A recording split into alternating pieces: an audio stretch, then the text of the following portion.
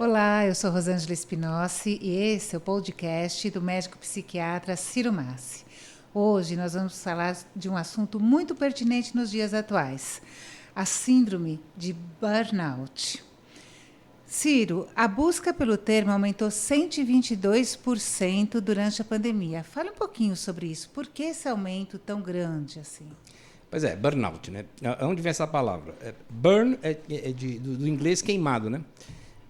E o burnout significa chamuscado. É mais ou menos como se você riscasse um fósforo e ficasse aquela coisa toda queimada, assim, né? E é isso que o burnout ocasiona, né? Uma exaustão total. É o contrário do estresse. O estresse, você descansa no final de semana, você vai jogar uma bola, você toma um banho na praia, dá uma caminhada e está novo. Recarregou a bateria. A grande característica do burnout é que a bateria não recarrega. Ela é uma espiral descendente. Você vai perdendo cada vez mais energia, né? Ela foi descrita em 1960, década de 1960, mais ou menos, primeiro em profissionais de saúde, né? Foi um pessoal que trabalhava com trabalhadores de saúde mental nos Estados Unidos, e ele percebeu nele mesmo, o psicoterapeuta, ele percebeu nele mesmo que ele estava ficando muito cansado, muito irritado, muito intolerante com as pessoas, que a motivação dele para o trabalho, aquilo que ele sempre amou fazer na vida, estava indo para o beleléu, ele já não tinha mais aquele prazer, aquela coisa, né, aquela garra de trabalhar. Fez mais algumas coisas, mas esses são os principais quadros. E aí o que ele percebeu é que não era só com ele. Quando ele começou a pesquisar, ele percebeu que isso acontecia com mais pessoas. Pesquisadores fizeram novas descobertas, categorizaram melhor o burnout e os sintomas. Mas, basicamente, o burnout, a característica dele é uma fadiga extrema, que não melhora com repouso. Então, o indivíduo fala, será que eu tenho burnout? A primeira pergunta que eu faço, só quando você dorme, você tem uma noite de sono bacana, ou tira um final de semana legal, você está zero bala depois? Você está novo em folha? Não. A resposta de quem tem burnout é não, eu continuo cansado, né? É muito comum, olha, eu tirei umas férias, tirei 10 dias, fui para a praia, enfim, e não consegui descansar. As pessoas estão dizendo que eu estou muito irritado, muito irritada, cínica, né? E assim, a minha produtividade foi abaixo de zero. Então, requer muito mais esforço eu fazer as coisas que antes exigiam menos esforço. E isso aconteceu na pandemia mesmo.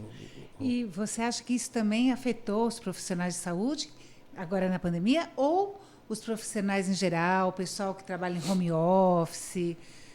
Eu já escutei muita gente reclamando que home office é trabalho porque você tem que trabalhar, cozinhar, cuidar dos filhos também, homem, mulher, todo mundo, né? Você acha que isso também ou tem algumas profissões que pioraram ainda ou sentiram mais a síndrome agora durante a pandemia? Então, inicialmente a síndrome foi descrita com profissionais, com gente que cuida de gente. Então, primeiro era médico, enfermagem, psicoterapeutas, psicólogos, professores, enfermagem. Depois começou a expandir, começou a se perceber que o burnout não é privilégio desses profissionais, não, que outros profissionais também podem ter. E com o confinamento, com a mudança abrupta, não deu tempo de ninguém se preparar para absolutamente nada, né? Ocasionou. Então, as pessoas estão procurando mais burnout porque ele está mais presente mesmo, né? Ele está mais...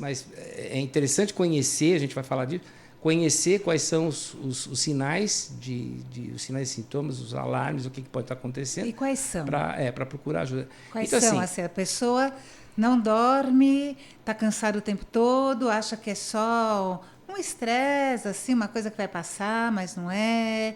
Explica para a gente como a pessoa pode identificar que tem essa síndrome. E aí é legal, é bem oportuna a pergunta, porque é diferente do homem para a mulher, né? Na mulher, a síndrome, o primeiro sintoma que aparece na mulher é um cansaço extremo, né? Então ela fala, eu não estou conseguindo fazer nada, estou um bagulho, né? Um bagaço. E no homem é a irritabilidade, e a irritação é o cinismo, esse é o primeiro sintoma. Depois os dois se encontram, né? Eles vão desenvolver todo o quadro. Primeiro um, depois o outro. Tanto homem quanto mulher. Isso, depois eles se encontram, os dois vão desenvolver o quadro completo, né? Então, assim, a grande característica é essa, não melhora com repouso, porque, na verdade, o organismo ele não está precisando de repouso.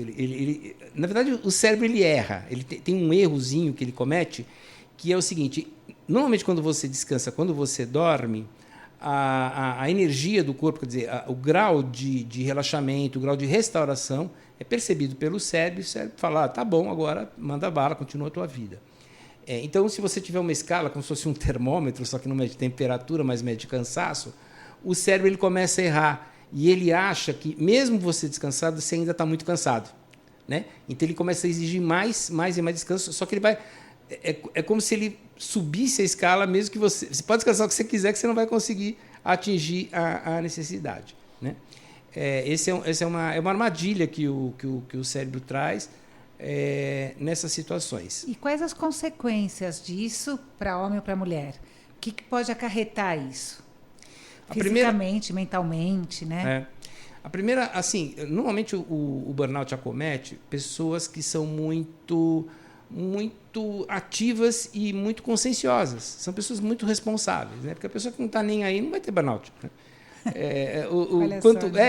Quanto mais aplicado for o trabalhador, pior. Essa é uma armadilha interessante, né? Quanto mais aplicado, quanto mais consciencioso for, mais fácil ter a síndrome do burnout. Então, o indivíduo ele gosta do trabalho, ele se realiza através do trabalho e trabalha muito. As circunstâncias mudam e ele já não consegue ter a mesma produtividade, que foi o que aconteceu com o home office, né? Um ambiente muito, muito estranho. Como ele percebe, o cérebro percebe e ele se gratifica muito com o trabalho, o que o indivíduo faz para compensar essa percepção de que a produtividade caiu? Ele trabalha mais, trabalha com mais afinco, trabalha mais horas, o que só piora o burnout. Então, assim, começa a ter o ciclo vicioso a se fechar. Né? Aí ele começa a descansar, mas não adianta muita coisa. Então, ele se esforça mais ainda. E ele está queimando, né? Ele está queimando. Ele tentou descansar, não conseguiu e se aplicou muito mais. Aí o cérebro começa a tomar certas atitudes, certas reações o cérebro adota para tentar evitar esse quadro, que ele começa a perceber que a coisa está queimando. Né? Então, na mulher, a primeira coisa que ele faz é tentar desligar a chave geral. Né? Então, ele dá um cansaço tremendo, a mulher mal consegue levantar, né? Não consegue fazer nada, a energia realmente é esgotada. E no homem? No homem ele deixa muito irritado, muito cínico, tentando evitar o que a gente chama de input, tentando evitar que as situações cheguem. Né? Então, como o cérebro está falando assim, ó, cara, você precisa trabalhar menos, você precisa dar um jeito aí, organizar isso melhor, ele te deixa uma pessoa extraordinariamente chata. Né? Então, você percebe, como é que você percebe isso nas pessoas? Era uma pessoa bacana, era uma pessoa amável, e de repente começou a ficar irritadiça, pavio curto, não tem paciência com nada, impaciência, né? A impaciência com as coisas é muito marcante. Né? É um sinal de que o burnout pode estar se instalando. Então, tem consequências também na própria família, no próprio ambiente profissional, com os amigos. As pessoas em volta sentem isso também. Sentem, elas percebem, elas muitas vezes dão esse feedback, a pessoa se sente culpada, tenta melhorar, mas não consegue. Ela não consegue, porque ela está presa numa teia que é o burnout, requer tratamento. Né? Então, o que tem que fazer? Olha, a primeira coisa que a gente tem que fazer é descartar outras doenças, né? Porque eu estou falando aqui de burnout, mas cansaço, fadiga é uma queixa que num clínico geral atinge aí quanto? Uns 70%, 80% dos pacientes vão se queixar sempre de cansaço. Né? E pode ter vários problemas, pode ter uma anemia, você tem que descartar. Então, assim, a primeira coisa, procura um médico. Né? Necessariamente, procura um médico. Porque ele vai ter que descartar desde uma simples anemia, uma infecção de urina pode dar um grande cansaço, infecção de garganta, um problema pulmonar, um problema cardíaco, um problema metabólico no metabolismo da glicose, enfim, tem que descartar essas causas. Não são complicadas, mas tem que descartar. Bom, descartou, aí ele vai ouvir do médico famoso, teus exames são todos normais, você não tem nada. Né? Que é meio frustrante para a grande parte das pessoas. Né? Mas é obrigação do médico.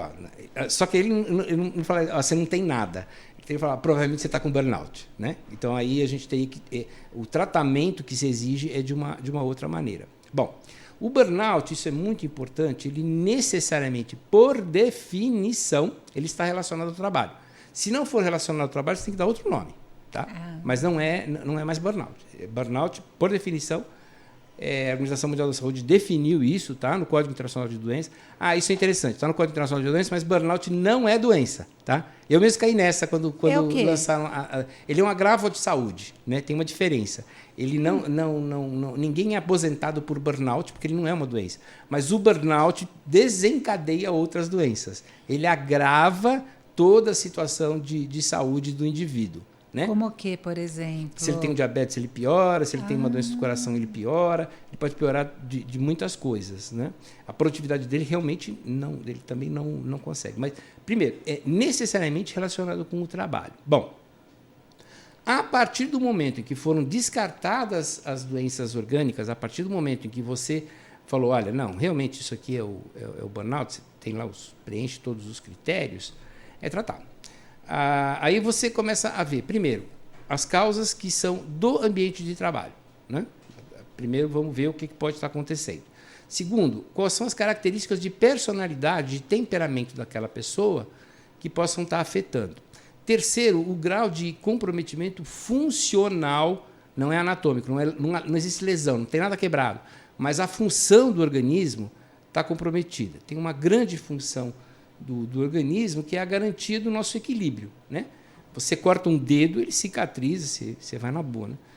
Viver, eu não canso de falar, quem acompanha o nosso podcast já me ouviu falar isso algumas vezes, viver é como andar de bicicleta. Né? Você está em equilíbrio? Está nada, porque se para de pedalar, cai. Mas você consegue andar. Quer dizer, é um equilíbrio provisório, é sempre um equilíbrio provisório, né? Você nessa bicicleta. E essa capacidade de se manter em equilíbrio, o burnout, ele derruba. Né? Ele derruba. Então, o indivíduo fica com a sua capacidade de se recuperar totalmente comprometida. Aí você vai investigar quais são essas capacidades que estão mais comprometidas, porque é um prato que você tem que comer, você tem que começar por alguma borda. Normalmente, você tem que abordar... eu utilizo, quem acompanha o podcast sabe disso, eu utilizo a chamada psiquiatria integrativa, a medicina integrativa, que a gente utiliza... eu sempre prefiro, no primeiro momento, na maioria absoluta das vezes, eu não uso antidepressivo convencional, eu não uso, né? Embora muitas vezes seja indicado, mas eu tento primeiro com uma medicação natural. Não funcionou, aí a gente vai para outro medicamento sem constrangimento nenhum, porque o que interessa é melhorar, né? É botar o organismo no eixo. Esse tratamento medicamentoso que eu utilizo é com ervas medicinais, fitoterapia, com substâncias homeopatizadas, homeopáticos, nutracêuticos, nutrientes, vitaminas, minerais, etc., cujo fundamento não é, isso é interessante, não é da energia a qualquer preço. Porque se as circunstâncias não mudarem, eu estou dando energia para eles quebrar mais ainda para frente. Então, assim, é muito, muito importante que quem está sob os efeitos do burnout não tenha expectativa de que o tratamento não é dar energia a qualquer preço, é equilibrar o organismo. Né? Então, existe, por exemplo, existem dentro da fitoterapia, da medicina herbária, existe um grupo de medicamentos que a gente chama de adaptógeno, né? Que são fitoterápicos que são utilizados para melhorar a resistência do organismo frente a pressões, qualquer que seja. Né? Foram muito estudados na antiga União Soviética e estão disponíveis aqui no Brasil, é tranquilo, médico tem que prescrever. Então, é possível que você faça isso. Né? Outra dúvida comum que costuma aparecer é com relação à fadiga adrenal. Né? Foi um termo que apareceu muito nas redes sociais. Então, o indivíduo que tem burnout, mas eu estou com fadiga adrenal, não estou com fadiga adrenal. O que é isso? Então, em cima do rim tem uma glândula, que a gente chama de adrenal, que produz adrenalina, noradrenalina, e uma substância chamada cortisol. Né? Se essa glândula for muito estimulada, e o burnout estimula muito, essa glândula entra em exaustão. Isso foi descrito pela primeira vez pelo Hansel, que foi o cara que descreveu o estresse. O primeiro cara que estudou estresse e deu o nome de estresse ao estresse, né? Ele descreveu essa terceira fase do estresse, em que a glândula adrenal entraria em falência. Né? Isso, assim, ele é só verdadeiro para o humano em estresses biológicos muito graves. Por exemplo, um grande queimado, né? Um indivíduo que está com uma doença consumptiva muito grave. É muito raro no indivíduo humano que um burnout leve a esse tipo de situação. Né? Então, é equívoco, muitas vezes, falar, né? Você acha, não, isso é é fadiga adrenal, nós temos que tratar só a fadiga adrenal. Não, não é. É toda uma todo constelação, um conjunto de problemas, né, que você vai ter que abordar. Aí o segundo aspecto que você vai ter é o do temperamento do indivíduo, né? Normalmente, as pessoas que sofrem de burnout têm, pelo menos em algum grau, um pouco de perfeccionismo, né? Então, você vai acabar tendo que colocar aquilo, né? Outras coisas são simples orientações de comportamento que você pode dar, né, para o indivíduo. E, às vezes, são coisas simples. Por exemplo, durante a pandemia, quem mais sofreu com filho dentro de casa? Quem tem criança abaixo de 5 anos. Já foi pesquisa, está bem esclarecido, né? Então, pessoas que têm crianças abaixo de 5 anos de idade realmente sofreram, porque a criança está lá, a criança quer atenção, não tem jeito. Então, a mãe realmente, né, os pais, de maneira geral... Então, às vezes, são orientações simples. Olha, vamos dividir o tempo, porque se os dois tentarem dar atenção ao mesmo tempo, não vai conseguir. E você fala, não, mas isso é o óbvio. É o óbvio, mas as pessoas esquecem, porque você está no meio da tempestade e você esquece, né? Então, a atividade física, por exemplo, ajuda muito, né? E, assim, parar um pouquinho, né? Ninguém é máquina, né? Se você pegar um carro mecânico, e sair por uma estrada, né, na última marcha, na última velocidade, estourando, ele vai quebrar, né? E isso acontece com o ser humano também. Então, a gente precisa de pausas de tempo em tempo. E essas pausas, elas são, Rosângela, tanto feitos nos dias, quer dizer, reservar, por exemplo, um dia da semana para realmente não pensar em trabalho, não fazer absolutamente... Não é para planejar o dia seguinte, é para parar mesmo. Como pausas periódicas durante o dia, né? E durante o dia também? Não é trabalhar, aí à noite eu vou descansar, pronto. Não vai se recuperar, ele vai quebrar, né?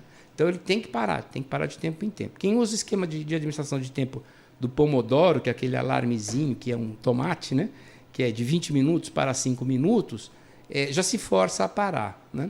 Outras pessoas não têm isso, porque está em reunião, tal. Então, a gente fala, olha, tenta pelo menos, de tempo em tempo, fala, eu preciso ir no banheiro, eu preciso, né? Vou simular aqui, né? Eu estou falando, aí o indivíduo está falando, eu falo, tá, e eu faço o quê? Estou tomando água aqui. Eu tomo água, já dei uma paradinha. Aí o que eu fiz? Eu respirei, né?